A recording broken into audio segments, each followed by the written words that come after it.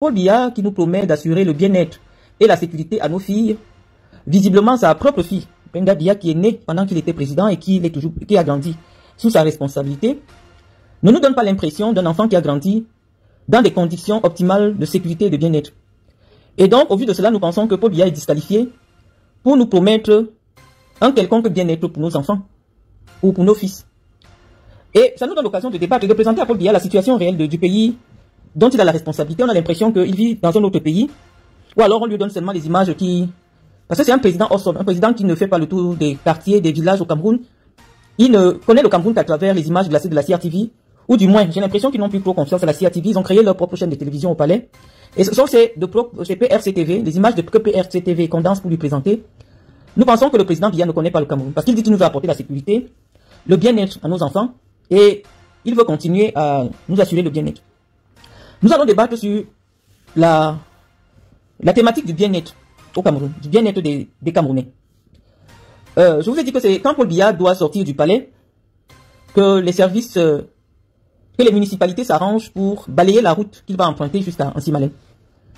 Mais nous invitons le candidat président à faire un tour au marché des Toudi. C'est pas très loin, c'est à 200 mètres de son lieu de résidence. Dans un marché où les Camerounais sont invités ou sont appelés à aller acheter ce qu'ils vont manger. Les poubelles jonchent les rues. Les commerçants installent leur comptoir au-dessus des poubelles. Nous sommes au marché des Toudi. On ne va pas encore dans l'arrière-pays. Les commerçants installent leur comptoir au-dessus des poubelles. Ça pose un problème de sécurité alimentaire. Je vous ai dit que la thématique qui nous est proposée par la pieuvre, c'est la sécurité. Donc nous allons parler de tous les aspects de la sécurité dans une cité, dans un pays. Je vous ai dit que c'est l'occasion de débattre avec vous. Donc ceux qui viennent nous distraire ici seront systématiquement bloqués. Je vous ai dit que ma page, c'est la dictature. Si vous n'avez pas le niveau d'intelligence que nous sollicitons pour participer à ce débat, abstenez-vous de commenter. Donc nous étions en train de dire que Paul Biya, la thématique sur laquelle il a bien voulu que nous débattions ce jour, parce que nous sommes désormais abonnés à sa page. Paul Biya est venu nous retrouver sur Facebook. Il faut qu'il sache que Facebook c'est le clash. Donc on va répondre à son clash. Il est venu nous clasher sur Facebook. On a abandonné le Cameroun, on l'a laissé au Cameroun, avec la CRTV, avec les médias, avec toutes les radios du Cameroun. Il a dit qu'il vient nous suivre sur Facebook. Parce que la CRTV ne diffuse rien de tout ce qui est en train de se faire au Cameroun. C'est sur Facebook que Paul Biya a trouvé le moyen opportun de nous faire participer au débat national. Donc nous allons lui répondre. Nous allons lui répondre sur Facebook. Nous allons lui répondre sur Facebook. Je ne vais pas lire vos commentaires, les amis, malheureusement. Donc j'étais en train de dire au président de la République, Paul Biya, qui nous promet la sécurité pour nos enfants en 2032, qu'à 200 mètres de la présidence de la République, il y avait un marché où les commerçants sont obligés de cohabiter avec des poubelles. Et que cela posait un problème de sécurité alimentaire, d'hygiène, et donc de sécurité alimentaire. Nous pensions que Paul Biya devait se préoccuper de faire en sorte que les enfants dans nos écoles puissent fréquenter étant assis sur des tables bancs. D'autant plus que dans certains villages, les salles de classe ne sont pas cimentées. Donc vous envoyez votre enfant à l'école, même à Yaoundé, des écoles publiques. Lorsque les enfants sortent des écoles, on a l'impression qu'ils étaient travaillés dans, je sais pas, dans une carrière. Vous prenez le soin de laver votre enfant le matin, mais quand il rentre de l'école, parce que l'insalubrité qui règne dans des écoles participe à la propagation des maladies en milieu scolaire. Et en 43 ans, aucune mesure n'a été prise pour veiller au respect des mesures d'hygiène dans les écoles publiques camerounaises. Et donc, nous continuons à dire que le Paul Biya est disqualifié pour promettre en 2025 aux Camerounais une quelconque sécurité. Une sécurité sanitaire, une sécurité alimentaire. Nous étions en train d'évoquer le problème des drogues. On sait qu'à Yaoundé aujourd'hui, c'est la plateforme pour le deal des drogues dures. La preuve en est que sa propre fille, parce que nous évoquons ici sa propre fille, Brenda Biya, parce que c'est une personnalité publique, qui est intervenue dans le débat public. Elle a une page où des centaines de milliers de jeunes Camerounais partent s'abreuver de ce qui peut constituer l'essentiel de son éducation. Je vous avais dit que pendant longtemps, quand le président Biya faisait encore de la politique, il a toujours fait en sorte que sa vie privée n'interfère pas avec sa vie publique. Ceux qui ont connu Franck Biya jeune n'ont jamais vu une seule ligne de la vie ou alors de Franck Biya sur les médias. Nous sommes, moi personnellement, gênés d'être obligés de prendre cet argument-là de sa vie privée, parce qu'elle n'est plus privée, elle est publique, pour l'interpeller sur les questions qui vont être celles que nous allons débattre tout au long de cette campagne. Qui s'annonce intense. Vous voyez, le président est actif sur les réseaux sociaux. Et dès qu'il sort quelque chose, on est obligé de venir s'asseoir pour commenter. Il a évoqué la thématique de la sécurité. Nous allons débattre, donner notre avis sur ce que nous pensons comme étant de l'insécurité au Cameroun. Et nous évoquons les différents pans d'insécurité au Cameroun. Nous disons que très tôt aujourd'hui, les enfants sont exposés à la drogue. Et certaines mauvaises langues nous font savoir que ce sont les barons du régime qui sont les dealers de cette drogue-là. Vous voyez quelqu'un, on veut dire qu'il est fonctionnaire, mais subitement, cette personne a des bars, des boîtes de nuit et tout. Les services de renseignement nous indiquent qu'en réalité, ces barons du régime sont de véritables dealers de drogue. Nous pourrions considérer cela comme de la délation. Mais lorsqu'on nous dit que la fille du président de la République, elle-même, pas on nous dit, elle-même nous dit, ça fait près de 10 ans qu'elle se drogue. On se demande par quels moyens, connaissant le niveau de sécurité qu'on peut rencontrer autour de la famille du président de la République, comment Brenda a pu avoir accès à la drogue. Si Brenda, qui est hyper protégée, peut avoir accès à la drogue étant mineure, elle vous a exposé le problème sur les réseaux sociaux. Nous n'inventons rien. Brenda Biya, c'est la fille que Paul Biya a eue pendant qu'il était président de la République. Elle est née au palais de l'Unité. Donc on suppose qu'elle est née dans des conditions optimales pour avoir premièrement une bonne éducation, pour être protégée, pour jouir de toutes les conditions du bien-être que son père promet à la jeunesse camerounaise en 2025. Et donc nous allons être obligés de nous interroger sur le fait que si Brenda a pu avoir accès à la drogue, comment nos enfants dans les lycées, dans les collèges feront pour être protégés de cette invasion des dealers d'un autre genre? Parce que malheureusement, ce sont les pontes du régime qui sont des grands dealers ou alors qui font des joint ventures avec les grands dealers de drogue au Cameroun. Comment vous pouvez vous imaginer que la drogue puisse entrer au palais de l'Unité? Par quel moyen la drogue peut entrer au palais de l'Unité? Et Paul Biya nous garantit quelle sécurité pour nos enfants. Si la lutte contre la drogue n'a pas encore été menée ou alors réussie au Cameroun. En 43 ans, quelles sont les mesures fortes qu'il a prises pour empêcher ou alors pour accompagner les enfants qui sont déjà toxicomanes? Il n'y a aucun centre au Cameroun qui puisse prendre en charge les enfants qui sont...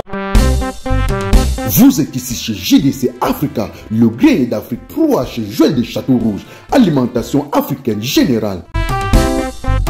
JDC Africa, le grenier d'Afrique 3, votre magasin de vente des produits exotiques. Appelez-moi danger public. Chez JDC Africa, le grenier d'Afrique 3, vous trouvez tous les produits bio venant des différents pays africains et plus précisément du Cameroun. Nous sommes ouverts de lundi à dimanche de 9h30 à 20h. Téléphone 0033 988 38 10 et 23. JDC Africa, le grenier d'Afrique 3, est situé aux 2 rues des Poissonniers, 75 018 Paris, à Château-Rouge.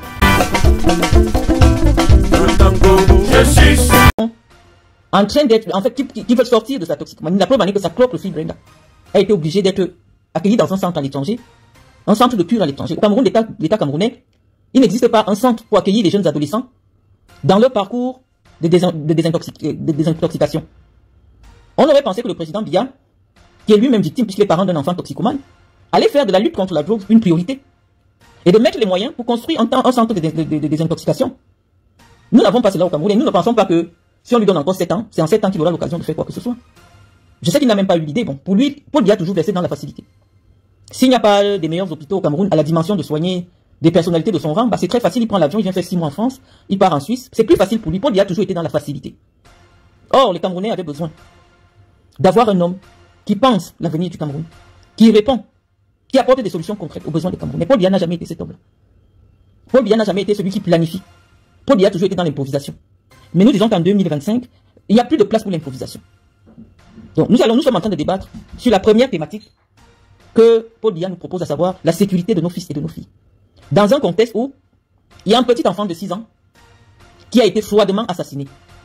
Le petit Matisse, nous n'avons pas entendu Paul Biya. À l'époque, je vous disais que dans un pays où le président, ou alors du moins se soucie des citoyens, les parents du petit Matisse pouvaient être reçus par le président de la République.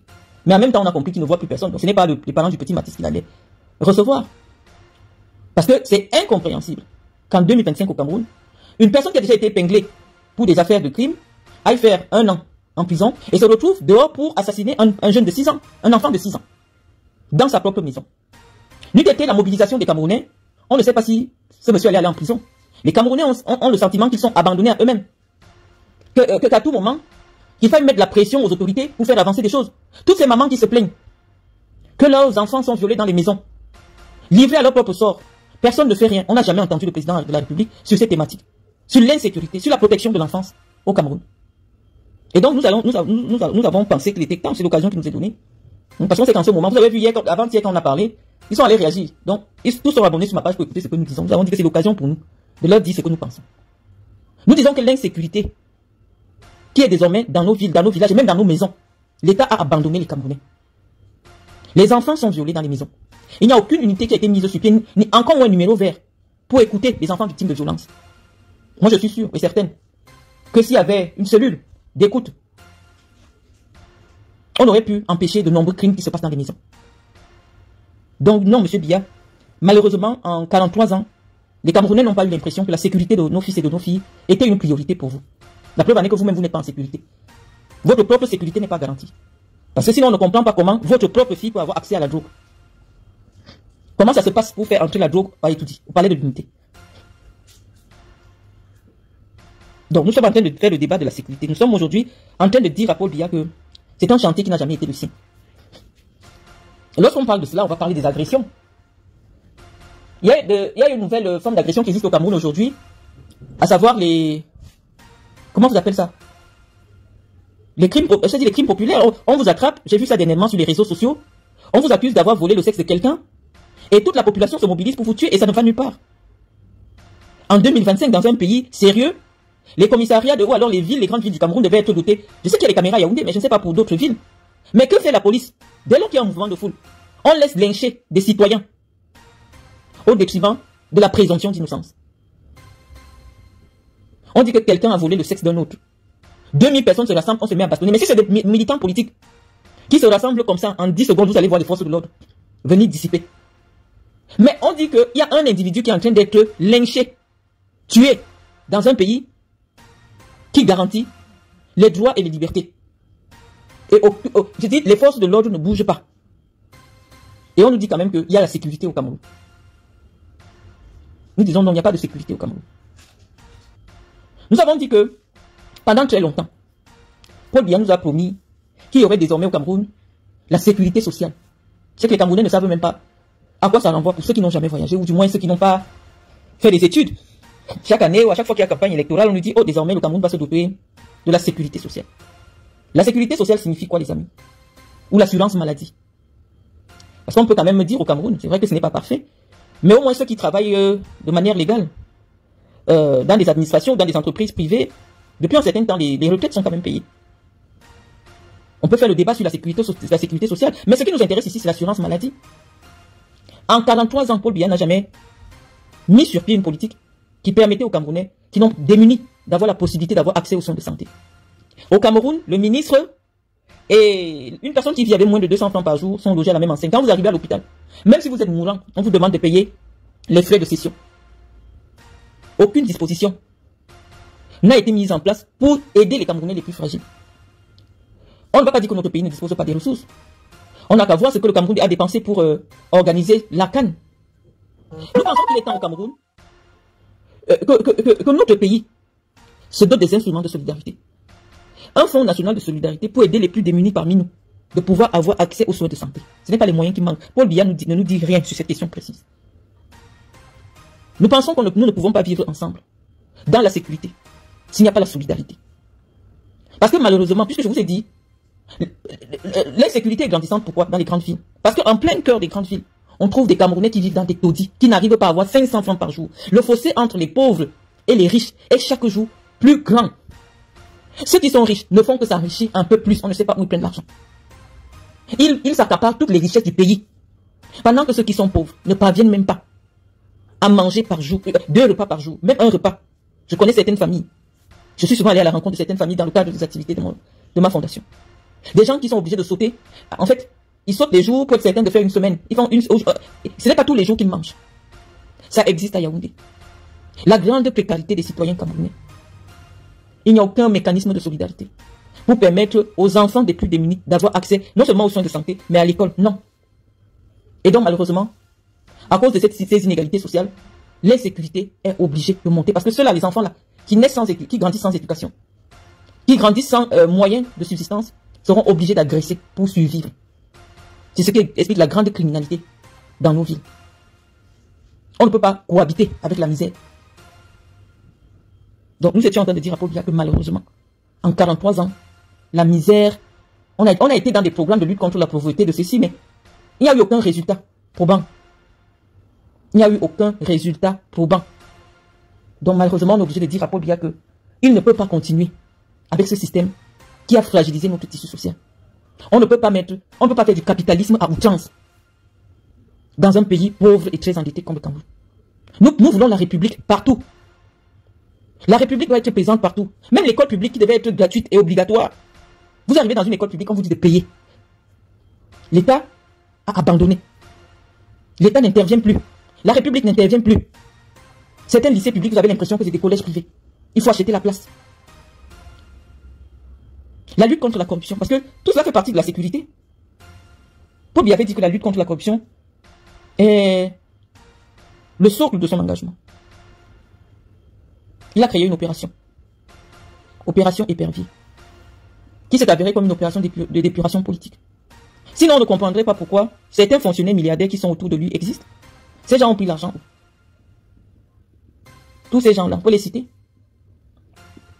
Et parce que ces gens ont tellement amassé de l'argent, en 2025, on se sent en insécurité parce que ce sont eux qui vont financer ces milices qui vont déstabiliser le pays, au moins pendant les 10 prochaines années après le départ de Paul Biya. On vit dans une insécurité financière. Hier, on a évoqué le cas des gens qui se promènent avec 40-50 millions sur eux. C'est du jamais vu et du jamais entendu nulle part dans le monde. Que quelqu'un peut se promener avec un sac. Quelles sont les dispositions que l'État prend pour garantir les transactions financières? Vous voyez des gens qui se promènent dans la ville avec un sac où il y a 40 millions. On ferme les yeux parce qu'il n'y a pas de données dans le cadre du RDPC. On dit non. Dans des pays sérieux, dans un pays normal, on n'a pas le droit d'avoir une certaine somme en espèces. Donc tout cela participe à la sécurité. Des gens qui se promènent avec des liasses et tout ça, on ne sait pas. Voilà, il y a l'insécurité, c'est de l'insécurité financière. Et nous voyons que Paul Biya se rend complice de cette insécurité financière dans laquelle nous vivons. Donc nous disons à Paul Biya qu'il n'est pas qualifié pour mener le chantier de la sécurisation du Cameroun. Il a montré en 43 ans qu'il est incapable de nous faire vivre. Salut les amis, aujourd'hui on dit stop aux tracasseries pour envoyer de l'argent à nos proches en Afrique. Il suffit juste de télécharger l'application TapTapSend. Et lorsque vous téléchargez l'application TapTapSend, lors de votre premier envoi, utilisez mon code promo NOSABY, N-O-S-A-B-Y, tout en majuscule. Et lorsque vous utilisez mon code promo, vous bénéficiez de 5 € si vous résidez du côté de l'Europe. Et si vous résidez du côté des États-Unis ou du Canada, vous allez bénéficier de 10 $. Avec TapTapSend, même étant couché sur ton lit ou dans ton lieu de service, n'importe où, il suffit juste de sortir ton téléphone. En 2 minutes seulement, tu as déjà envoyé l'argent à tes gens en Afrique. Et tous les envois coûtent 2 € seulement. Pour le bonheur de souhait, joyeux anniversaire.